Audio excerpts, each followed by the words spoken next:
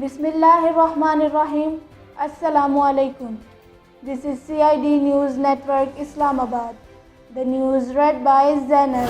China has reiterated its full support for the Gwadar Ports projects for its greater role in trade and goods transition in the region.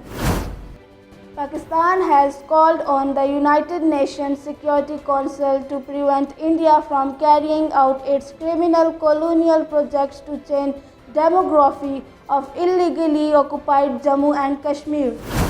Security forces have neutralized major terrorist network and killed 2 terrorist commanders in an intelligence-based operation in Bajawar.